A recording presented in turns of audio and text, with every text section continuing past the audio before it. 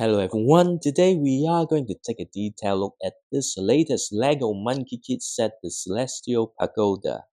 It's a beautiful and massively tall set, contains 1,621 pieces and rated at 250 New Zealand dollars. It also comes with 6 excellent minifigures, so without further ado, let's get started by taking a look at the tower first. And here's a better look at this Celestial Pagoda because it's so tall, it's really hard to fit the whole thing in one frame, but you can see how beautiful is it with excellent color scheme. It's always good to get a location set that based from the source material, which is generally to the west heavily. And it looks absolutely beautiful from the front, and you can also see from the side, especially the lower level has much depth to give it a lot more details. And if you turn around, it's a open back design, but you can see it's probably designed in a way to kind of encourage you to buy two of them to create the full tower. As you go on top, it starts to get a little bit more narrower just because of the design. And on this side, we also have some tree, which we're going to take a closer look, but this is how well it looks from a 360 degrees view. And I'm going to go through from the top to bottom so we can see the details on top is actually built in a very unique way, which I like very much. And if you turn that around, because on the top it's getting really thin, so you don't have much side walls, but inside you do get an artifact. And if you notice, this eye is actually one of the villain from this wave, although the villain doesn't appear physically in this set. Moving down one level, you can see all the details and more of the eyes, which kind of imply this tower is actually being attacked or being spied by one of the villain. And you can see the front seat here, which is supposed to be the seat of Li Jing, which is the owner of the tower. But as the eyes appear, you can see he's probably trapped in his seat. And if we zoom in a little closer, you can see all this detail, and the way they build this thing here is very unique, and I was quite surprised on the technique to build this texture here. So that's how it looks at the front. Moving a little bit down, you can see all this cloud effect here, which is done very well. And really enjoy the unique view, and it also implies how tall this tower is.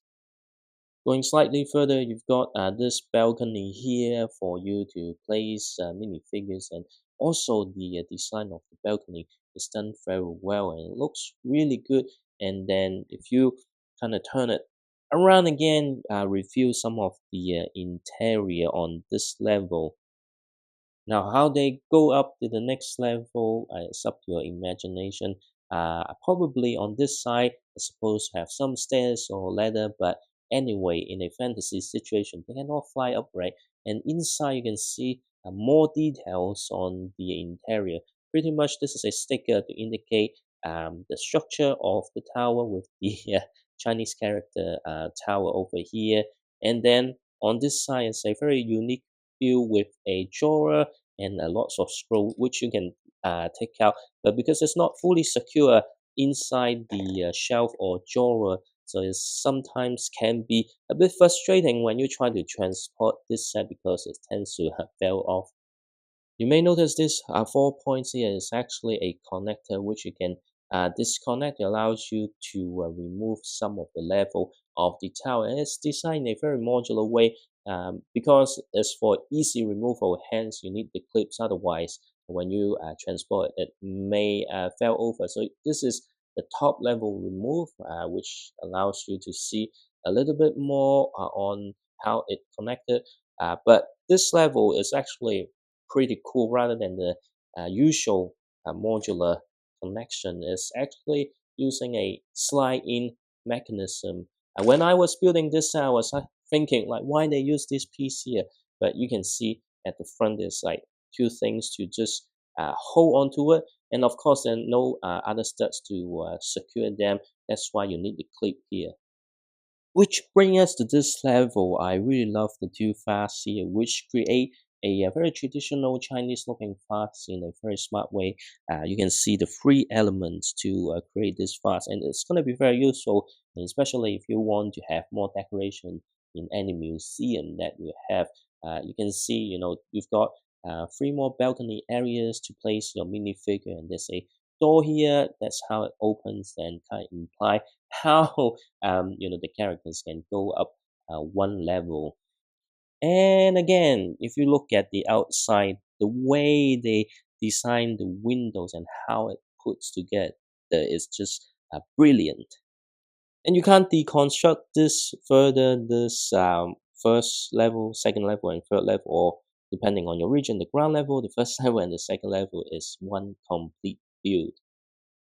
And you can see how well it looks at the entrance. You got the stairs for your characters to walk up to the door here. Although the stickers on this door are pretty frustrating to apply, if you have watched my build video, you can see how I nearly messed up the stickers.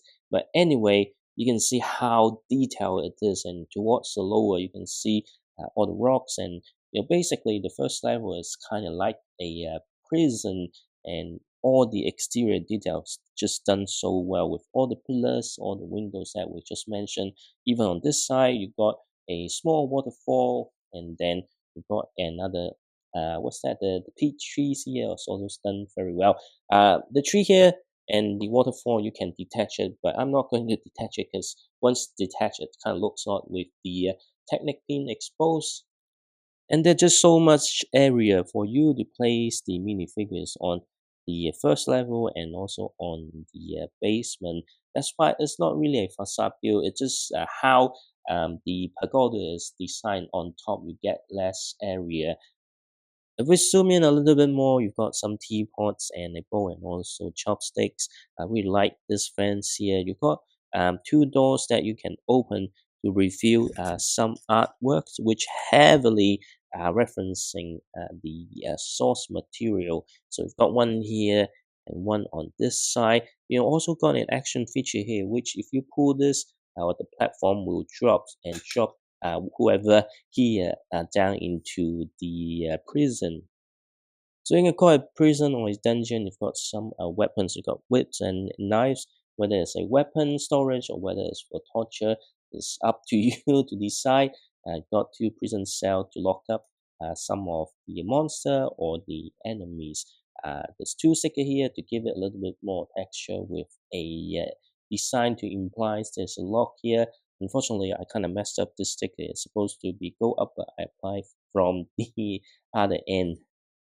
And now we are going to take a look at the seven minifigures included in this set. So obviously the first five are the Monkey Kid team, and then we've got two traditional Chinese folklore character, which of course they make an appearance in Monkey Kid. But first we've got Nüwa and also Li Jing. Now here's the team. They don't have any new minifigure heads, so the new parts really are the torso and the legs with lovely print.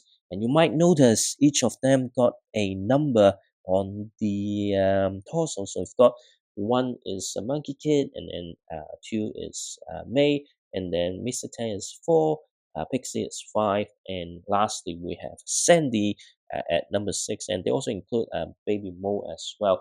You might ask, what's number three? Number three is actually Monkey King, not Monkey Kid, but Monkey King himself, but he only features in another set, which I don't have. And if you turn them around, you can see the number at the back as well, which is a very nice detail. Now I'm really tempted to get number three, which is Monkey King, whether I'm going to buy the set or I'll wait for Break Break to buy the minifigures individually. The next minifigure is Nüwa. Nüwa is a god.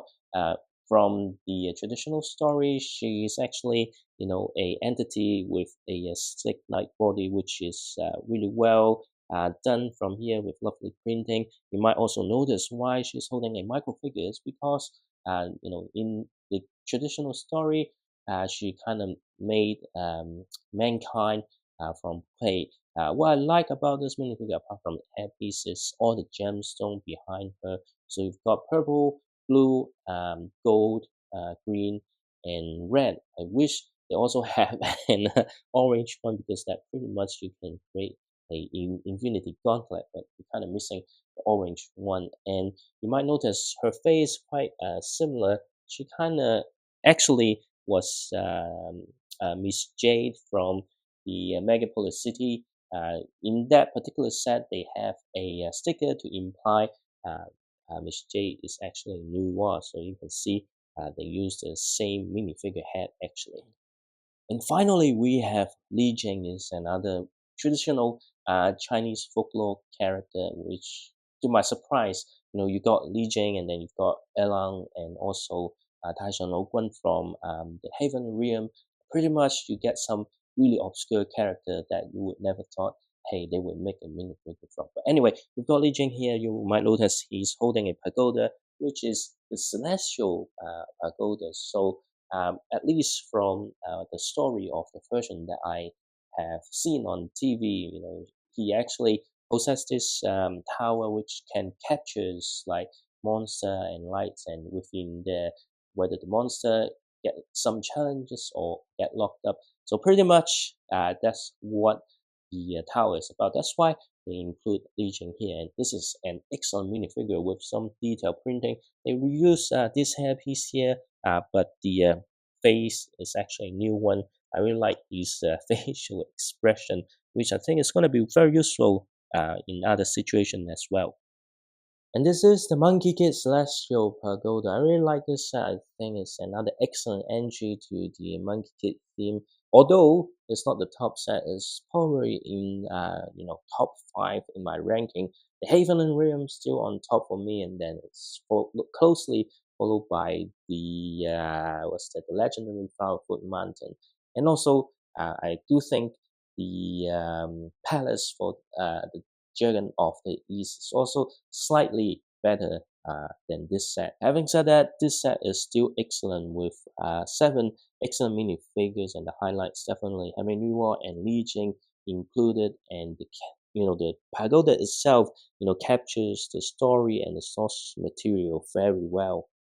And it looks absolutely stunning from the front, but as I mentioned earlier, the top can feel a little bit thin just because the design of the tower, which also is a strong reason for you to buy another set so you can create a complete tower. Despite the slightly higher price point compared to some of the earlier set, well, but there are many factors involved.